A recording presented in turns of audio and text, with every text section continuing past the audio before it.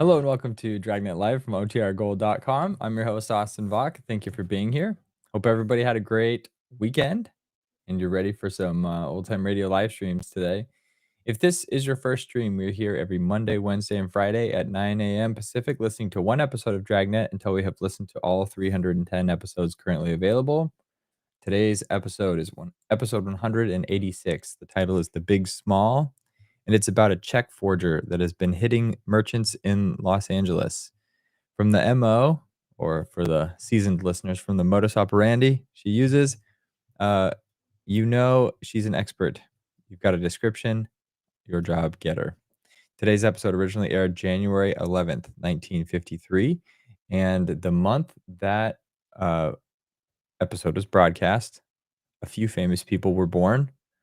Pat Benatar, the American rock singer of Hit Me With Your Best Shot, Love Is a Battlefield, and We Belong, all great songs. She was born in Brooklyn, New York. Shout out to Addie in chat from New York City. If anybody else is lurking that's from New York City, join us in chat. Tell us that you're from Pat Benatar's neighborhood. To join the chat, you have to be watching from the OTR Gold YouTube channel. We have a goal right now to pass 8,000 subscribers. We're at 7,000, like 400 right now. Okay, so we need to get past 8,000. Help us do that. And not only can you chat with all these cool people in chat on this side of the screen, but you'll also be entered in to win a vintage style Bluetooth radio. I've given away a few of these before. Film Noir Buff in chat has one. I think Nell has the other one. Nell, if you can confirm.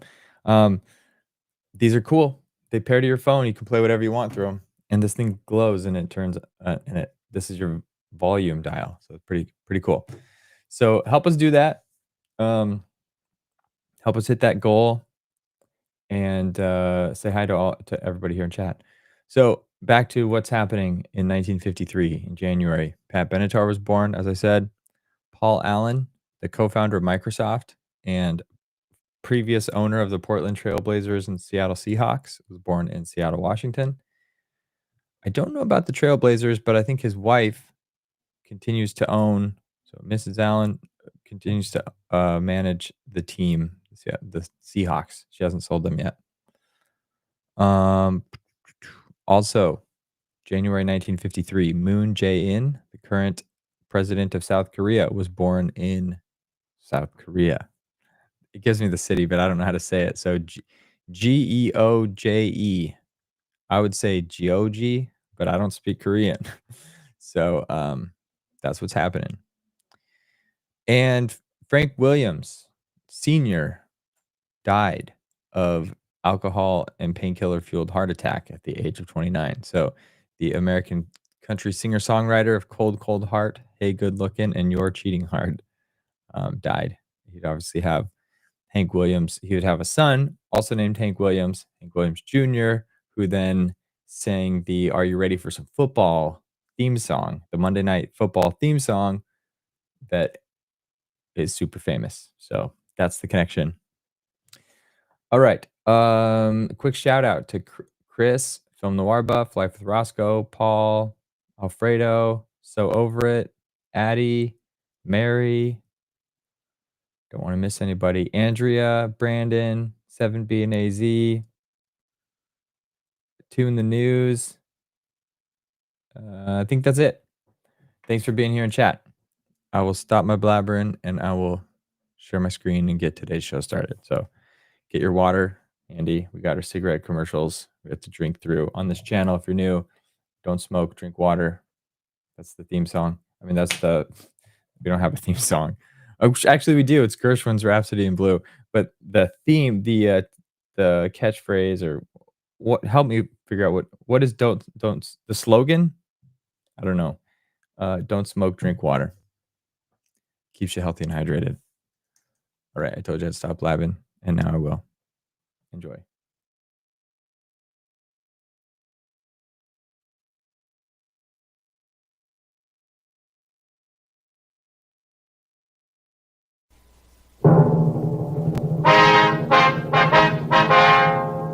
Sound off for Chesterfield.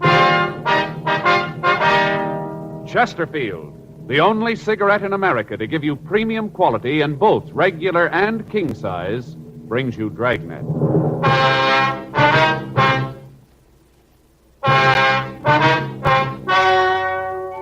Ladies and gentlemen, the story you are about to hear is true. The names have been changed to protect the innocent.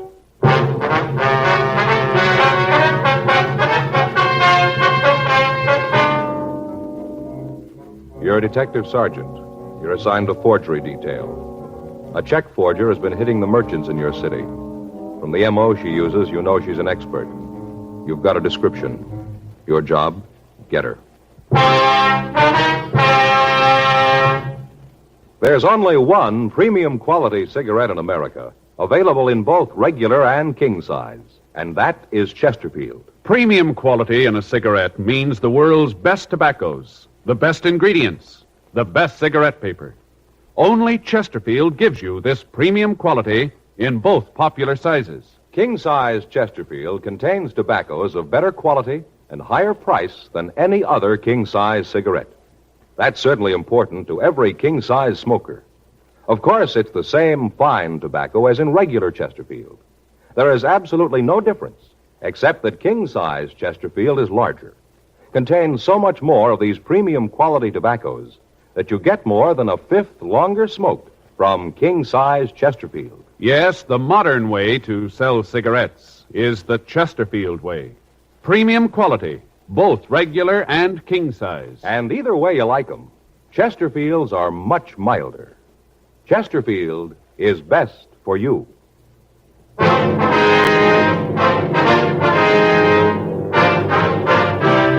Dragnet, the documented drama of an actual crime. For the next 30 minutes, in cooperation with the Los Angeles Police Department, you will travel step by step on the side of the law through an actual case transcribed from official police files. From beginning to end, from crime to punishment, Dragnet is the story of your police force in action. It was Wednesday, February 6th. It was cool in Los Angeles. We were working the day watch out of forgery detail. My partner's Frank Smith. The boss is Captain Welch. My name's Friday. I was on my way back from the forgery office, and it was 10:22 a.m. when I got to the mugroom. I'm sure about it, officer. If I ever see that woman again, I'll know her. Don't you have any doubt about it, I'll know her. Yes, ma'am. Now, if you'll just look through this book, please. Have you seen anyone who might be the woman, Miss Parkinson? No, not yet, Sergeant, but if she's got her picture in here, I'll find it for you. Never forget that face. So sweet and kindly. Sort of reminded me of my mother, rest her soul. I think that's why I cashed the check for her. I never would have done it if there hadn't been something like that. Yes, ma'am. I wonder if you'd mind running over it again for us. Might have been something you forgot, maybe? No. I wouldn't forget anything about her, but I can tell you about it if you'd like. All right, fine, Miss Parkinson. If you just start at the beginning again. Fine. Would you mind calling me Ethel? I don't much care for formality. Feel better when people call me by my given name. Yes, ma'am. If you go right ahead, please. Well, this morning's when I found out about it. Like to keeled right over when the check came back from the bank. Opened up the other mail, mostly from people who want to sell me things for the store, and there it was. Letter from the bank with a check inside. Stapled to one of those forms, you know, the kind they just check with a pencil. Uh-huh. Well, like I said, there it was. Place that was checked said the account was unknown. Well, you can just bet I got on the phone and called the bank people. Yes, ma'am, we understand. I told them they'd made some sort of mistake, that they'd better set it right. I was so sure that she wouldn't do a thing like this. Well, you know how banks are. They said they'd check it for me, and I waited on the phone while they did. And they said it wasn't any mistake. Well, you can just bet that I was hopping mad. Yeah, well, what kind of identification did the woman use to get you to cash the check? Well, she had several letters from her son. At least that's who she said they were from. I just bet she hasn't even got a son. And, sir, I'll bet she hasn't. Well, do you usually cash checks with that little identification? No, I don't, as a rule. Usually ask for a driver's license and a Social Security card. Figure that if a person's got one of those, that means that he's working. Figures that the check is good. Mm-hmm. Well, that's not always true, you know, ma'am. And don't I know it now? You just bet I do. Last time I'll cash a check for anyone that I haven't known for 10 years. Mm-hmm. Had you seen this woman around your store before this time? I've been trying to think about that. The shop isn't very big, but we do a pretty good business. Sometimes there are several people waiting. Get in a hurry, you know, and you aren't sure who you talk to. Yes, ma'am. Seems to me I've seen her in the store before, but when I stop and really think about it, I'm not too sure. You know how that is? Yes, ma'am, I do. But when you boil it right down, I don't think I have seen her before. She just had one of those faces that you figure sure you know. Looked like such a lovely person. I see. About how old do you figure she was, ma'am? Well, like I said, I guess about 62, maybe a little older. Uh-huh. Might have been 65. Not much over that, though. Such pretty hair. Pure white, had it fixed in a real soft wave over her forehead. Old-fashioned kind of. Wore it in a bun, you know. Ma'am? Bun. Had the hair all rolled up and then pinned up back. Here. Back of her neck. It Looks was so white, you say? Her hair was white. Yes. Looks so nice to see a woman act and look her age. So many of them try to look younger, you know. Yes, ma'am. How about her clothes? Oh, she was well dressed, had a sort of teal blue suit on, a black coat. Looked kind of like it might have been cashmere. Looked real nice. Little string gloves and all. You say she was a small woman, is that right? Yeah, she was little. Stood real straight, you know, shoulders back. But she was a little one, not more than 5'1" or maybe 2. Mm-hmm. Would she be slight or heavy? Beg pardon? Well, how much would you say she weighed? Maybe 100 pounds. Say she wasn't much heavier than that. No, sir, 100 pounds. Was there anything unusual about her, anything that might make her stand out? No, I don't think so, except maybe it was the perfume. Ma'am? Perfume, you know, how you kind of expect a little old lady to wear something kind of mild like violet, maybe. Something light. Yes, ma'am. Well, she had a real heavy perfume on, smelled kind of like a French scent. Real heavy, like I said. It was one thing I couldn't figure out. What's that, ma'am? Well, she did have nice clothes and all, but all in all, she didn't look like she had a lot of money. Just moderate, you know? Mm-hmm. Well, that perfume must have been expensive. Must have cost a lot. Well, I guess she's making enough to afford it, ma'am. 10:34 a.m. Mrs. Parkinson continued to look through the mug books. She was unable to identify the woman who had passed the bad check. The merchants of the city had been victimized for the past 3 weeks by a forger. All of them described her as a kindly old lady using letters from her son in the East as identification. Frank and I had run the description we'd gotten through R&I with no result. The stats office had made several runs on the M.O., and all leads furnished by them had been checked out, but they led us nowhere. We'd obtained copies of the forged checks, and they'd been processed by Don Meyer in handwriting, but he'd been unable to offer us any new information. The names on each of the checks were different. We checked each of them out, but the leads went nowhere. All of the stores in the central area had been alerted. Descriptions had been distributed to the neighborhood merchants, but the check passing continued. We checked with our informants, but they failed to come up with any information. 2 weeks passed. The woman hit 12 more times. Her take was estimated to be over $2,500. The checks she passed were always for the same amount, $50. When it seemed necessary, she would purchase merchandise in order to cash the check. The articles she chose were in a price range so that the store owner would often cash the check rather than lose the sale. Thursday, February 21st, 8:34 a.m. Frank and I got back to the office. I get it. Forgery, Friday. Yeah. All right, where? How soon? All right. No, we'll see you there. What is it? Harry Allenson. Informant? Yeah, says he wants to see us right away. Yeah. Says he knows the woman we're looking for. The working detective knows that he's usually only as good as his informants. Quite often, when all other means of bringing a case to a successful conclusion have failed, the only thing that'll break it is information supplied by an informant. A detective will protect his informant. For as long as the informant can operate, the detective is assured of a steady flow of information. 9:45 a.m. Frank and I drove over to the coffee shop at the corner of Crawford and Spring Streets. Harry Allenson wasn't there when we arrived. We sat down and ordered a cup of coffee. Oh, that's good and hot. Yeah, it is. Hey, pass the sugar, will you, Joe? Yeah. There you go. Thanks. Okay. Wonder where Allenson is. What time did he say he'd be here? 9:45. Well, it's only a couple of minutes after that now. He'll be here. Wonder how right his story is. What did he tell you on the phone? Well, nothing, just that he knew what we were looking for. Said if we'd meet him here, he'd fill us in. There he is. Oh, yeah. Righty, Smith? Harry? Sit down. Yeah. Sorry I'm late. Got hung up in traffic. Oh, you got a car now, Harry? No, missed my streetcar. Had to wait for another. Say, you guys had breakfast yet? Yeah, we did a little earlier. You mind if I have something to eat? No, go ahead. Where's the waitress? Well, she was here a minute ago. I don't see her now. I'll go get her myself. Sure you guys don't want anything to eat? No, thanks just the same, Harry. Okay, be right back. Well, here we go again, Joe. Yep. Last time we met him, his meal cost $2.50. How much dough you got on you? Oh, I got a couple of bucks. How are you fixed? Well, not much better. Let's hope he doesn't order too much, though. How about some more coffee for you guys? No, thanks, Harry. Chow will be up in a minute. All right, how about this information, Harry, about the paper hanger? Oh, yeah. Funny the way I got it. That right? Yeah, I was up in Jack's bar last night. You know, just having a beer, shooting the breeze. All of a sudden, this old girl comes into the place. Kind of set everybody back on their heels. Looks so nice. Yeah, go ahead. Well, she slides up on one of the stools and orders a drink. Even Jack was taken in. Changed his apron and all. Anyway, she climbs up on the stool and orders some sherry. Made a big thing of it. How do you mean? Well, Jack started to pour some of it for her, and she stopped him. Said that she wanted California sherry. Said she didn't want any of that imported stuff. Said her family was one of the first ones in the state and that she believed in using homegrown products. She was kind of cute about it. Real little woman perched up on that stool. Looked a little like a cartoon. You know, the ones with the little old lady guzzling martini. Yeah. Oh, say, hold on a minute, will you? My food's ready. Be right back. Okay, Harry. How do you like that guy? It takes him 5 hours to get a point Well, over. there's nothing you can do about it, Frank. He's got to tell it his way. Well, I suppose so. Nothing like a big breakfast. I always say if you stoke up in the morning, you got it made for the day. Yeah, that's right, Harry. Farm breakfast, they call this. I tell you, that's easy. Oh, look at that sausage. Fried real good. I like it when it's like a rock. Can't stand pork that hasn't been cooked enough. Yeah. You want to go on with the story? Oh, yeah. Don't mind if I eat, do you? Got a big day today. A lot of things to do. No, you go right ahead, Harry. All right. Well, like I said, this old broad ordered the sherry. Uh-huh. Well, as time went on, she must have had 3 or 4 of them. Yeah. A couple other guys came in, and I moved over to make room for them. Ended up sitting right next to the woman. Say, pass the ketchup, will you? Oh, yeah. There you go. Eggs aren't much good without a lot of ketchup. Gives them real flavor. Yeah, Harry, could you get the point maybe a little sooner? Oh, well, first off, I noticed this perfume this broad's wearing. Well, now I tell you, it's been a long time since I smelled anything like that. Real heavy. Like the stuff they sell in France. Yeah. Didn't fit the woman. Now, sir, didn't seem to go with the rest of her. I tried to strike up a conversation, you know, talked about the weather, stuff like that, but she wouldn't have none of it. She didn't actually tell me, but I could tell the way she answered me, you know, kind of cool. What makes you think she might be the one we're looking for? The way she looked, the way she worked. What do you mean the way she worked? Well, I'm getting to it.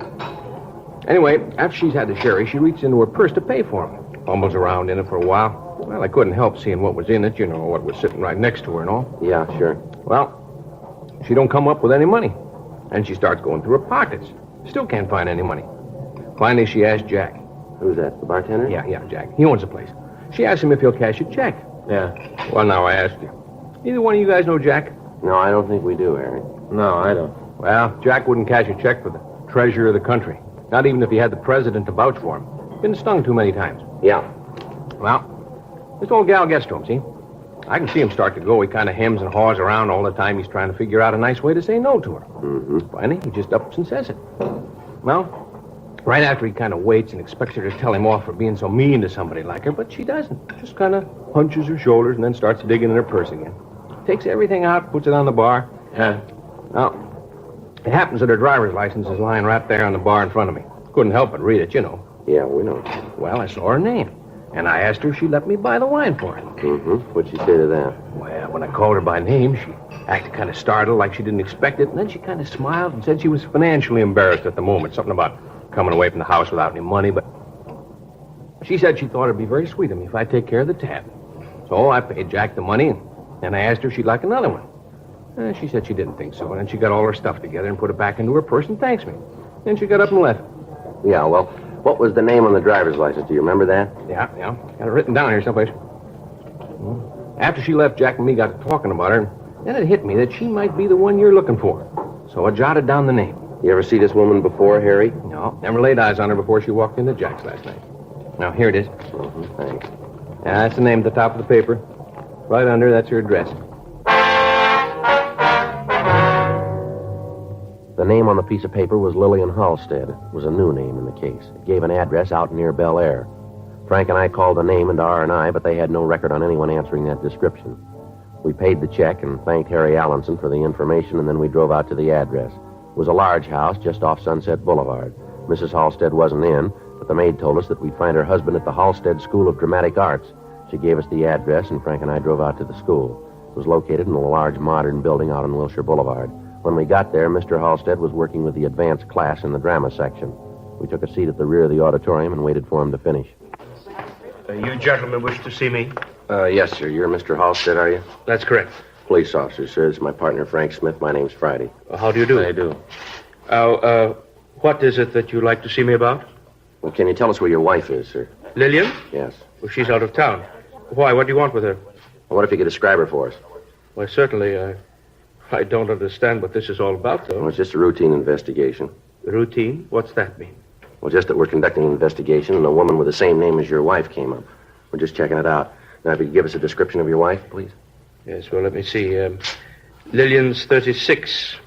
Yes, I would say she's 5 feet 6 1/2 inches. Weighs perhaps 130 pounds. Mm-hmm. What color's her hair, Mr. Halstead? Well, before she left, it was sort of an auburn. Lillian said something about dyeing it red. Might have done it since she's been gone. Where's your wife now? She's back in Washington. They're holding a drama festival, and she's back there looking it over. Do you have a picture of your wife here, Mr. Halstead? Yes, sir. I have one on my desk in the office. What if we take a look at it? Why, certainly. You can go out this way. Fine, thank you.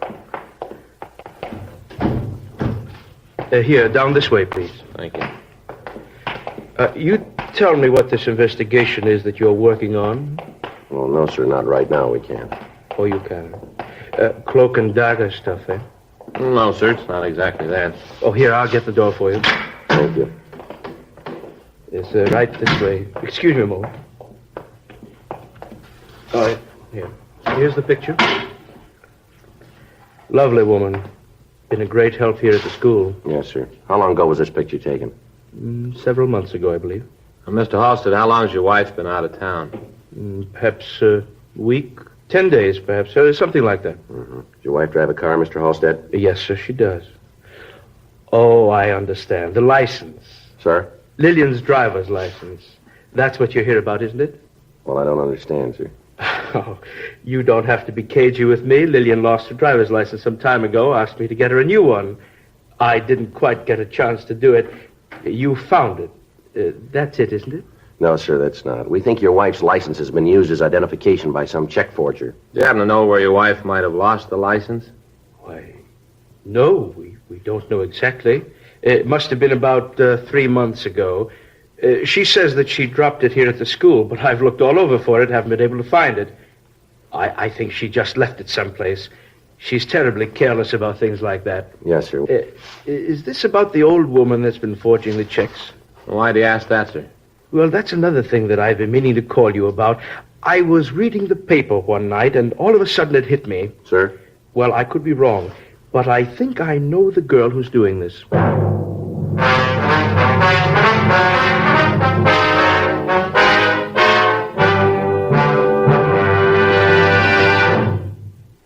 You are listening to Dragnet, the authentic story of your police force in action.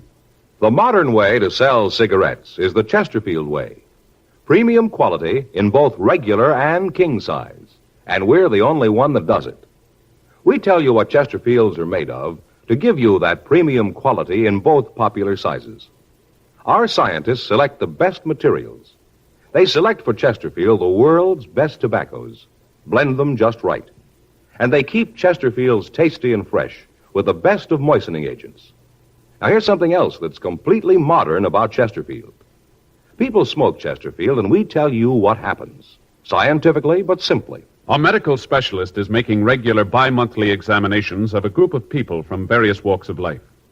45% of this group have smoked Chesterfield for an average of over 10 years. After 8 months, the medical specialist reports that he observed no adverse effects on the nose, throat, and sinuses of the group from smoking Chesterfield. I'd say that means real mildness.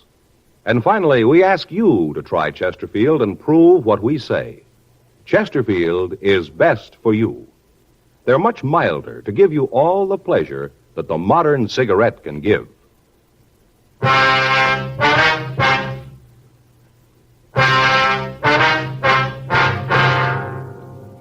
2:37 p.m. We ran the name Bert Halstead through R&I, but we got no make on anyone answering his description. Halstead told us that he thought we might be looking for a girl he identified as Peggy Small. He told us that the Small girl had enrolled in the dramatic school over a year before. We asked him if he had a picture of her that we could have, and he told us that he thought there was one in the files. He took us down the hall to the registration office and checked his files. He located a picture of the girl and handed it to Frank. Just why do you think this might be the girl we're looking for, Mr. Halstead? Well, it's the oddest thing, officer. Peggy. Oh, that's Miss Small. Yes, sir. Well, Peggy came to us about a year ago, as I said. She came out here to the coast from some little town in Idaho, I think it was. I'd have to check her entrance application to be sure, but I think it was Idaho. Yes, sir. Well, instantly I knew that this girl had talent, real talent, deep down, talent. Right off the bat she had the feel. Would have been a fine character actress. Why do you say would have? She didn't want to work. Wasn't interested in anything but learning how to be an old woman. Sir?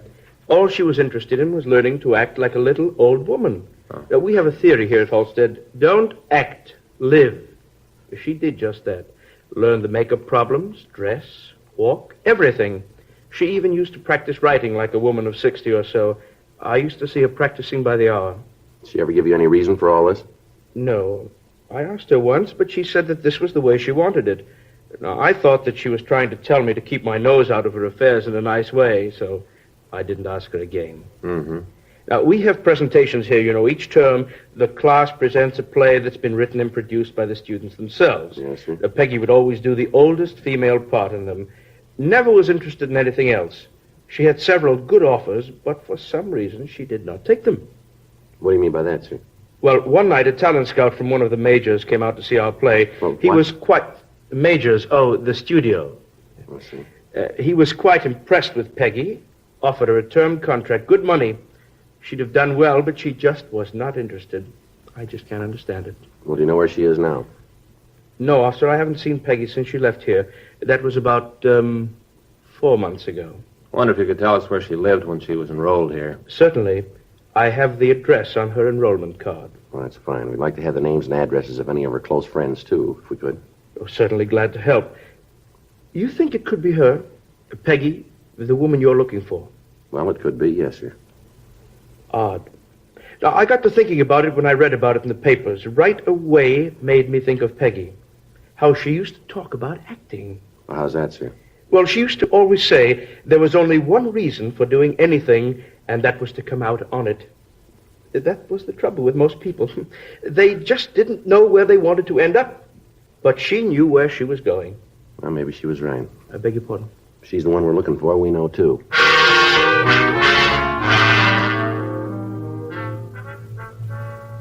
3:12 p.m. We got Peggy Small's address from Mr. Halstead, and then we went back to the office. We ran the name through R&I, but there was no record on the girl.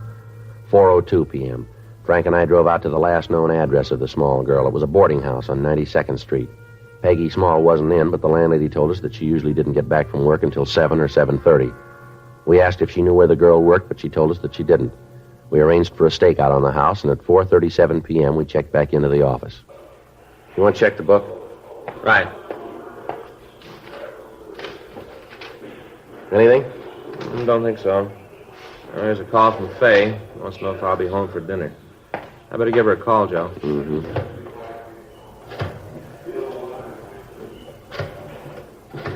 Faye's getting a little hacked at me. Was that so? Yeah.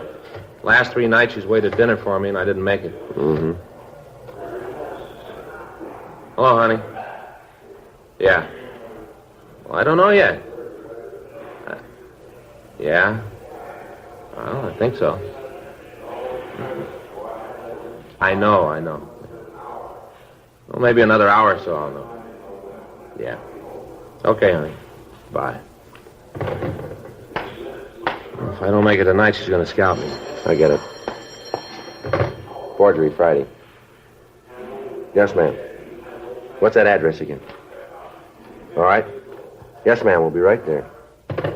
Well, your dinner's going to have to wait again. Why? Dry goods store out on Main. Forger's there now. In the process of the investigation, the police department had alerted the merchants throughout the city to the method of operation of the woman forger.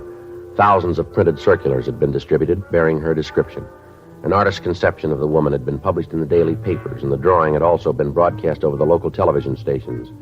The clerk in the store we'd gotten the call from had noticed a similarity between a woman waiting to cash a check and the description. From the information we'd gotten on the hot shot, the woman was waiting for an authorization for the check. When Frank and I got to the store, we met a small elderly woman. She produced identification in the form of a driver's license bearing the name Lillian Halstead. Frank and I asked her to go with us to the city hall for questioning. A policewoman was called, and the interrogation started.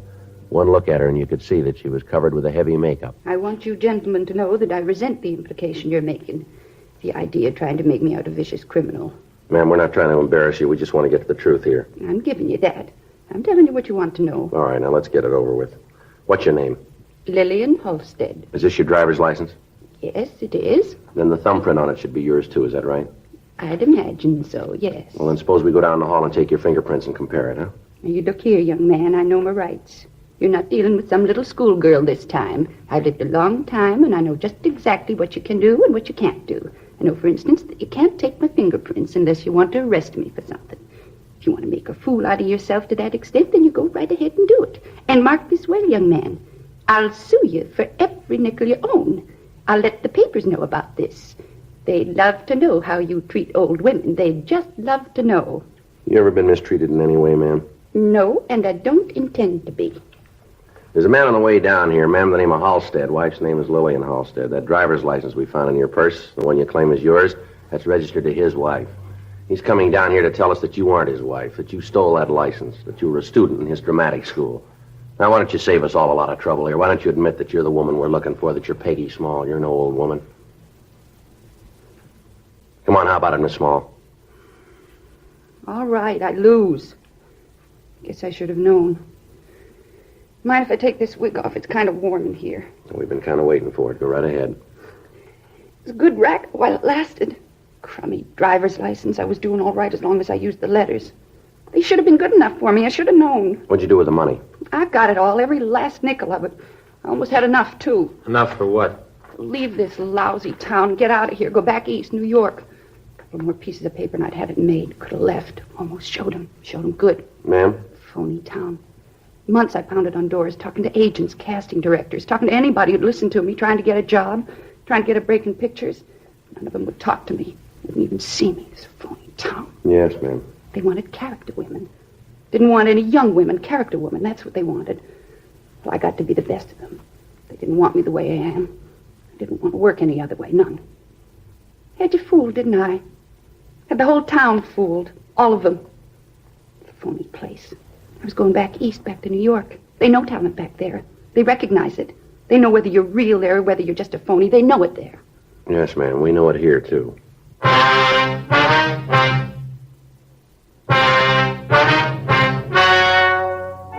The story you have just heard was true. The names were changed to protect the innocent.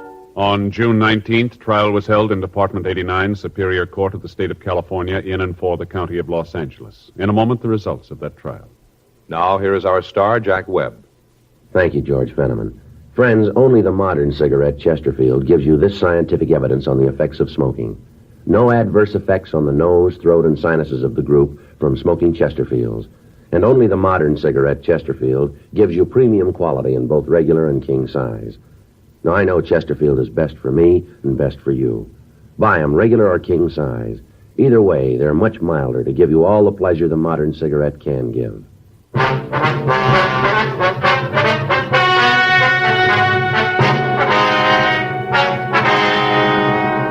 Peggy Janice Small was tried and convicted of forgery, 10 counts. She was sentenced to the California Institution for Women at Corona, California, for the term prescribed by law. Forgery is punishable by imprisonment for a period of from 1 to 14 years in the state penitentiary.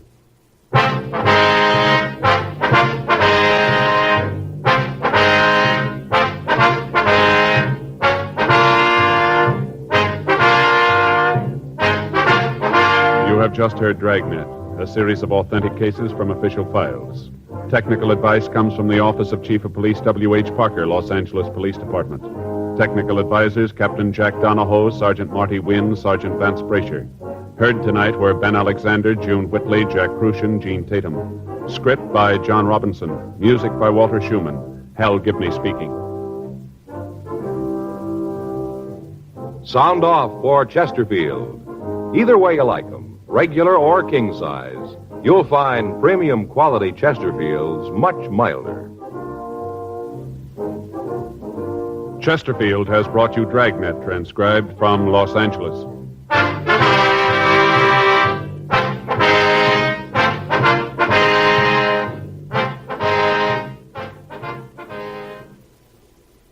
Tonight, it's Adventure with Barry Craig, confidential investigator on NBC.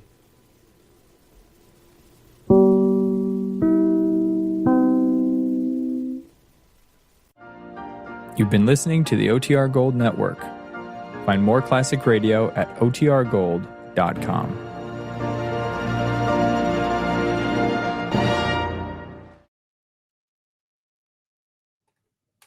Okay. I hope that everybody enjoyed that episode. Alfredo, I missed this comment the first time, but then when Film Noir Buff pointed it out, I scrolled back up and saw it. That's hilarious. Let me highlight this one for everybody else. Like me, where is it? Scrolling. Here it is. The story you barely listened to is true. That's my problem. I get on here and I'm just like going down rabbit holes with all your white rabbit holes. Oh, look at that. Call back to earlier thing. Yeah, I have to go back and listen. It's like, oh, she got. All I know is that someone was pretending to be an older lady and was forging checks. That's all I got from today's episode. I got to go back and listen to it. But let me stop sharing the screen. I'm going to show you this. So I asked my friendly AI chatbot that I'm not falling in love with. I don't know if you guys have seen these comments about people falling in love with their AI companions. It's just a computer, guys. Okay. Look at this. Why is monkey spelled monkeys when pluralized instead of monkeys with an IES? Can I zoom in? Bring it. Great question. Doesn't matter what you ask. They're going to tell you, they're going to talk you up on these things. So Alfredo was right. I think it was Alfredo that said it had probably had to do with the EY. Yeah. So as we all know, the English language can be confusing. You have rules, but then there's always things that break the rules. So this is one of those things. So in general, if the Y follows a consonant, then it changes to IES. Baby changes to babies. City changes to cities. If it follows a vowel like monkey or toy, you just add an S to it. I don't know why I didn't think of toys. Top. So that's the normal rule of thumb. But then you have to memorize the exceptions to that. So Mary, you pointed out, okay, that makes sense. But then what about money? Okay, so I asked the same thing. But what about money? Another curveball from the English language vault. Let's break it down. Money is typically an uncountable noun. It refers to a mass or concept rather than individual units. You don't usually say one money, two monies. You say some money or a lot of money. Because it's uncountable, it doesn't follow the standard rule. So this is kind of the thing. Like things that are countable, that end EY, you pluralize them. One monkey, two monkeys. Money, since it's not a countable thing, it's not tied to not a unit, but a quantity. We're just going to have our own word for it. So monies is some strange exception. Just like if you've ever seen that Nate Bargatze SNL thing where he's poking fun of all the weird things in English. Like we're going to have a word for, 12 is 12, but it's also a dozen. And then, okay, do we have a special word for 13? It's like, no. Do we have a special word for anything else? No, not really. But for whatever reason, we have 12, and we have a dozen. So I guess 13 is baker's dozen. But again, that's just some other exception you have to know. So the rule of thumb, as Alfredo said, if it follows a consonant, you just add an S. If it follows a vowel, it changes to IES, except for the exceptions. So you just have to keep money as one of those. That being said, if anybody wants to send me one money or two monies or maybe 10 monies, you're welcome to do that anytime. Baker's dozen monies, you could do that. So that's it.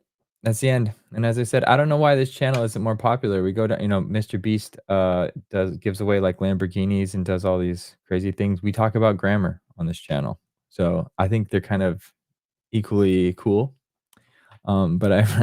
So maybe my trajectory, maybe we'll pass 8,000 here in the next little bit because we had a little grammar lesson post stream.